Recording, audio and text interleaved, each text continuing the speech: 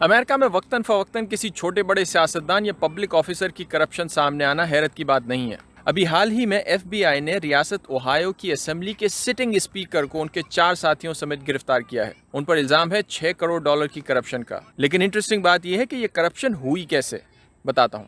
ابھی حال ہی میں ایک پریس کانفرنس کے ذریعے ریاست اوہایو میں موجود یو ایس اٹارنی اور وہاں کے لوکل ایف بی آئی ایجنٹ نے لوگوں کو یہ بتایا کہ یہ کرپشن کس طرح ہوئی ہے۔ ان پر الزامات لگانے کے بعد انہوں نے ایک چارٹ بنا کر پریس کانفرنس کے ذریعے لوگوں کو یہ دکھایا کہ ایگزیکٹلی اسٹیپ بائی اسٹیپ یہ کس طرح ڈیٹیل سامنے آئی ہیں اور یہ کرپشن ہوئی کس طرح ہے۔ اطلاعات کے طور پر 2019 میں لیری ہاؤس ہولڈر جو کہ اوہایو کے اسپیکر ہیں، انہوں نے اپنی پارٹی کے ساتھ مل کر ایک قانون بنایا تھا۔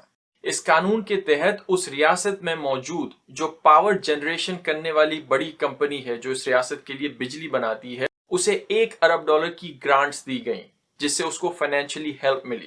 یو ایس اٹارنی کا یہ کہنا تھا کہ اس نئے قانون کی وجہ سے جس کے تحت public money tax per dollar جو اس کمپنی کو دیے گئے تھے، اسی کمپنی نے 2 سال پہلے اس سیاستدان کو سپورٹ کرنا شروع کیا۔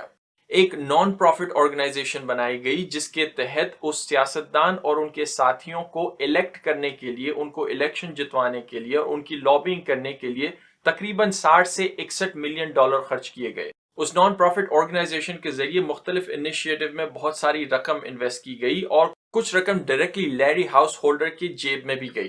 ایف بی آئی کا یہ الزام ہے کہ جو ڈیٹیلز ان کے سامنے آئی ہے ان میں کلیئرلی یہ ظاہر ہوتا ہے کہ ان سیاستدانوں نے یا پبلک ایجنٹس نے اس کمپنی کو ان پیسوں کے یا ان فیور کے عوض ایک ایسا قانون بنا کر پیش کیا ہے جس سے انڈائریکٹلی یا ڈائریکٹلی اس کمپنی کو فائدہ ہوا ہے پبلک منی کے تھرو، جسے لیگل ٹرم میں کوئڈ پرو کو کہا جاتا ہے، یعنی اپنے ذاتی فائدے کے لیے انہوں نے ایک کمپنی کو اپنی آفس کو یوز کر کے فائنینشل فائدہ پہنچایا ہے۔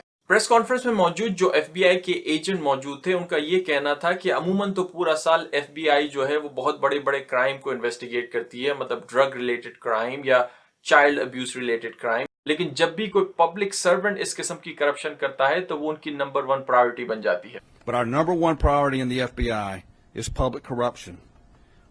That's because public corruption erodes public confidence and undermines the strength of our great democracy. اس کیس کی مزید انویسٹیگیشن چل رہی ہے، ان لوگوں کو چارج بھی کر دیا گیا ہے آفیشلی، اور اگر یہ چارجز ان پر ثابت ہو گئے تو ان اسپیکر صاحب کو 20 سال جیل میں گزارنے پڑ سکتے ہیں اور $2.5 لاکھ کا جرمانہ بھی ادا کرنا پڑ سکتا ہے۔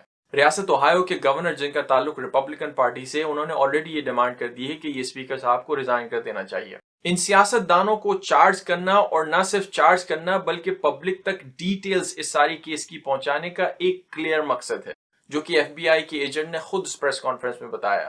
وہ یہ کہ یہ ایک وارننگ ہے دیگر دوسرے سیاستدانوں کو اور پبلک آفس ایجنٹس کو کہ اگر وہ کسی بھی طرح کی کرپشن میں انوالو رہتے ہیں تو ان کا بھی یہی حال ہو سکتا ہے۔ Today's announcement comes with a warning.